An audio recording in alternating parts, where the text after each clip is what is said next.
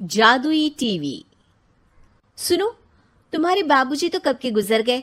अब उनका जो सामान है वो पड़े पड़े कबाड़ा हो रहा है। बेच ही दो, कुछ पैसे आ जाएंगे। बात तो सही है। अगले संडे फुर्सत में यही करेंगे। अगले संडे रोहित सारा सामान कबाड़ी को घर बुला के दे देता है। तभी उसकी नजर बाबूजी की पुरानी टीवी पर जाती है, जो इतने सालों तक कूड़े में पड़ी थी, फिर भी चमचमा रही थी। टीवी तो देखो, जैसे एकदम नई हो। हाँ, बाबूजी को टीवी देखना बहुत पसंद था। उनका सपना था कि वो टीवी पे आए। एक बार मौका भी था जब वो अपने गांव के गाने सुनाने किसी चैनल पर जाने वाले थे, पर मैं और मेरा भाई लड़ पड़े और बाबूजी को घर पर ही रुकना पड़ा। चला के देखें क्या? हाँ हाँ, क्यों नहीं, देख लेते हैं। पर शायद ही चले। बाबूजी ने उस लड़ाई के दिन के बाद टीवी देखना ही छोड़ दिया था। टीवी चालू करने के लिए उसमें केबल वायर लगा दिया जाता है। एक न्यूज चैनल चालू हो जाती है। स्वर्ग की सीढ़ी के रास्ते हैं तीन, तीनों के तीन रास्ते हैं संगीन। पहला रास्ता है सांप की बीन, दूसरा रास्ता घर में बिछा कालीन, तीसरा रास्ता कलकत्ता से चीन। ये क्या बकवास खबर है, कुछ अच्छा लगा दो। अरे आप बोलो तो सही, कोई अच्छी खबर सुना देता हूं। मेरा तो काम ही खबर देना है। अरे बाप रे, टीवी बात कर रही है।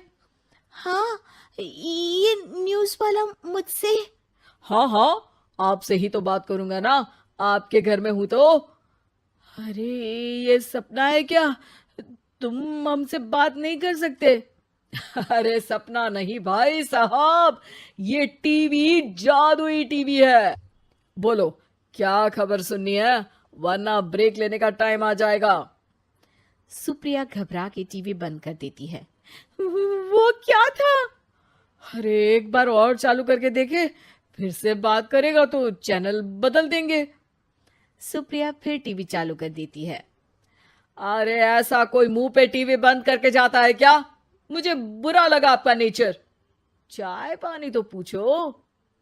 सुप्रिया टीवी के बटन से चैनल बदल देती है।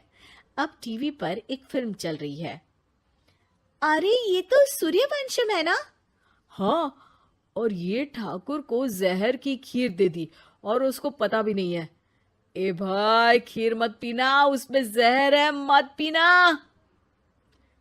ठीक है महाशय, जैसा आप कहें। हाँ। अरे, आपकी बात मान ली, पूरी पिक्चर ही अब तो बदल जाएगी। मतलब ये सच में जादुई टीवी है? तभी वहां कबाड़ी आ जाता है। भैया, टीवी के 150 रुपए दूंगा, चलेगा? अरे 1.5 करोड़ में भी ना दे तुमको ये टीवी हम। अरे 1.5 करोड़ खरीदने को होते तो तुम्हारे घर में ये पानी चाय नहीं पीता, अंबानी या टाटा के घर बैठा कोल्ड कॉफी पीता। रोहित कबाड़ी का हिसाब करके उसे वहां से चलता करता है और अपने भाई शशिकांत को फोन लगा के बुलाता है। शशि थोड़ी ही देर में वहां पहुंच जाता है। क्या हो गया भैया? अरे बाबूजी का टीवी याद है? हाँ हाँ, जिसमें घुसे रहते थे हमेशा वो, और अपने को कुछ नहीं देखने देते थे।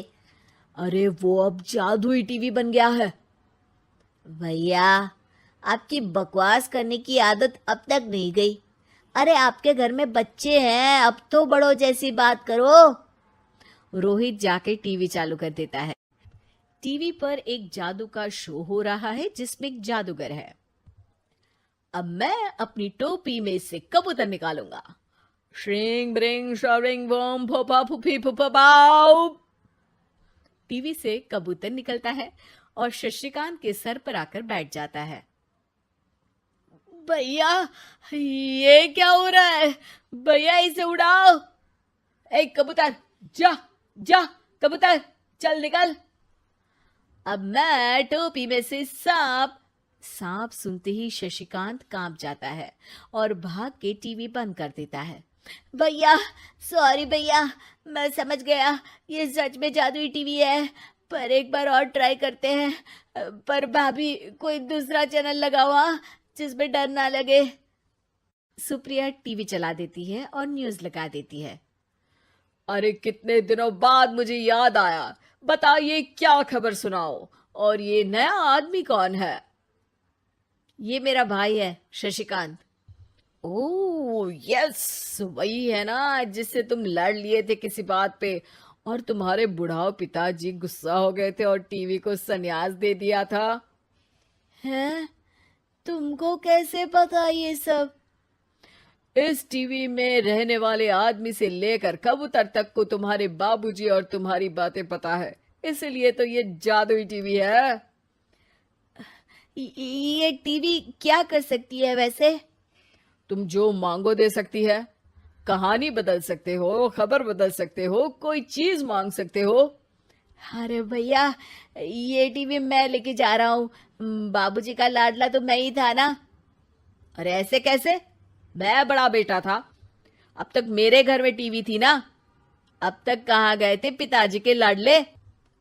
तुम्हारी गलती का एहसास भी है।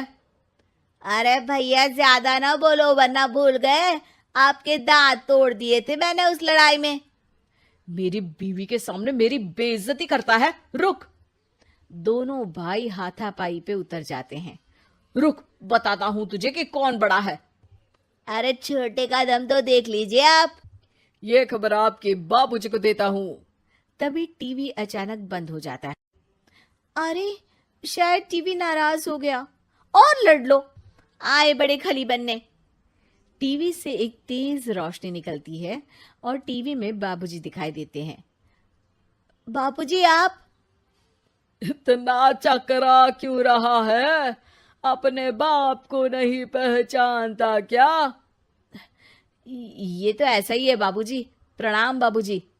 अरे चुप कर, तुम दोनों ही उल्टे हो। तुम्हारी वजह से मैंने टीवी में आने के सपने को छोड़ दिया, तुम्हारी लड़ाई की वजह से।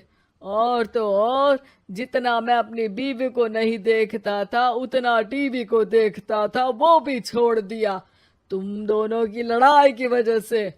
और अब मरने के बाद जब मैंने टीवी को जादुई टीवी बना दिया तो भी तुम इसका फल लेने की जगह लड़ रहे हो। अरे तुम तो लायक ही नहीं हो। अब तुमको बाबा जी का ठुल्लू भी नहीं मिलेगा। बाबूजी चले जाते हैं। टीवी बंद हो जाता है।